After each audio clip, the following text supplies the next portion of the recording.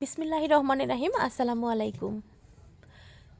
তো সকাল থেকে কাজ শুরু করলে প্রত্যেক দিন যে কাজগুলো শুরু করি আর কাজ শুরু করলে সেটাই যদি তোমাদের দেখাই তাহলে তো হয় না বলো। সে কারণেই কাজ তো একই কাজ করি, কিন্তু ঘুরায় ফিরায় একটু দেওয়ার চেষ্টা করি। ধরো একদিন প্রথমে করলাম ঘর ঝাড়ু দেওয়া, একদিন বিছানা থেকে শুরু করলাম, একদিন থালি বাসন, মানে ভিডিওটা শুরু করার একদিন এক একটা পার্ট থেকে শুরু করার ইচ্ছা করে। সে কারণেই দেখো আজকে থালি বাসন মাজা দিয়ে ভিডিও শুরু করতেছি। আর এখন হচ্ছে সকালের খাওয়া দাওয়া কমপ্লিট, সকালের খাওয়া হয়ে গেছে। সেই প্লেট, তারপরে তোমার হাঁড়ি কড়াই যেগুলো নোংরা হয়েছে রান্না করার পরে সবই ধুয়ে ফেলতেছি। আর এখন কিন্তু আমার শুধু সকালের খাওয়া না, আর দুপুরের রান্নাবাড়িও কমপ্লিট হয়ে গেছে। সে কারণে অনেকগুলো প্লেট জমে গেছে। সকালে খাওয়া হয়েছে, তারপরে দুপুরে রান্না করেছি, সেগুলো সব মিলায় গিজিবিজি অবস্থা। তো যাই হোক, সুন্দর করে পরিষ্কার পরিচ্ছন্ন করে ধুয়ে মুছে পরিষ্কার করে নিতেছি দেখো। আর এখন বেসিনটা পরিষ্কার করে চলে যাব ঘরে, আবার ঘর পরিষ্কার করতে হবে। ঘরের অনেক কাজ এখনও বাকি আছে।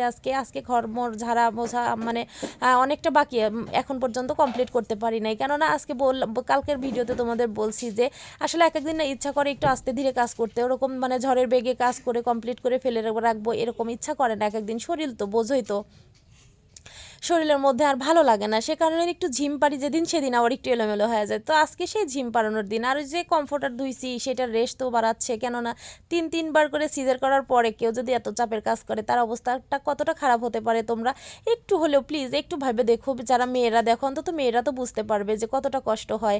আমার তিনবার অপারেশন করা হয়েছে, তবুও যে আমি এত কাজ করি, এত ধোয়া পাকলা মানে সমস্ত কিছু করি। মানুষ অনেকেই দেখি যে একটা দুইটা বিছানা চাদর ধুইতে নিয়েই বলে যে শরীর খারাপ লাগবে, কোমর ব্যথা করে, এই করে সেই করে। কিন্তু বিশ্বাস করো, আমার আজ পর্যন্ত ওইরকম কোনো খারাপ লাগা ছিল না। কিন্তু ওই যে শরীরে ক্লান্তি হলে যতটা খারাপ লাগার ওইটা তো থাকবে, ওইটা তো লাগবে প্রত্যেকটা মানুষেরই। তারপরে আমার তিনবার করে অপারেশন করা হয়েছে, সেক্ষেত্রে কিন্তু আরও বেশি খারাপ লাগবে, মানে লাগাটাই স্বাভাবিক। তো যাই হোক, দেখো ওখানকার কাজ একদম মানে শেষ করে ওখানে সমাপ্তি দিয়ে চলে আসছি ঘরে। এখন ঝাড়পোছ করতেছি। আর এই ঘরগুলো প্রত্যেক দিন একটু করে ঝাড়া দিই, কেননা ধুলো আসে বাইরে থেকে। আর একদম রাস্তার ধারে বাসা যাদের, তাদের কিন্তু একটু সমস্যা হয়। প্রত্যেক দিন এত সাদা সাদা ধুলো কোথায় থেকে আসে, এত পরিষ্কার করি তবুও মনে হয় যেন মানে কতদিন যেন পরিষ্কার করা হয় না। তো যাই হোক, দেখো আমি এখন সুন্দর করে পরিষ্কার করে নিতেছি, সব কিছু ধুয়ে মানে ঝাড়া মোছা করতেছি পরিষ্কার করে। আর এখনকার দেখো ঘরটা একটু নতুন নতুন লাগতেছে, কেননা এই পাশে টিভির এই পাশে ওয়ারড্রোবটা ছিল, আমি একটুখানি চেঞ্জ করছি। আর এই ঘরের মানে একটু চেঞ্জ করা হয়েছে, দুইটা ছোপা আলাদা আলাদা যে দুইটা ছিল ওই দুইটা আবার আমার যে ঘরের টিভি মানে রান্নাঘরের পাশে যে ঘরটা, ওই ঘরটায় নিয়ে রাখছি। কেননা কেউ আসলে না শুধু দৌড়পাড়া লাগে এই সোফার ঘরটাতে, মানে দৌড়াইতে মানে তালা দিয়ে রাখি, আবার তালা খোলো, এই করো সে করো ঝামেলা। এই কারণে এই সোফা দুইটা না ওই ঘরে নিলাম।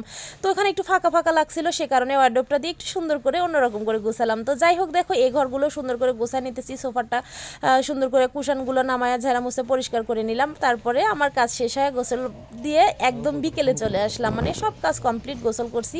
আর বিকেলবেলা বসে আছি, মেয়ের বাবা আজকে রান্না করছে। আমার তো কত সুখ, একদিন মেয়ে রান্না করে খাওয়ায়, একদিন মেয়ের বাবা রান্না করে খাওয়ায়। আর মেয়ের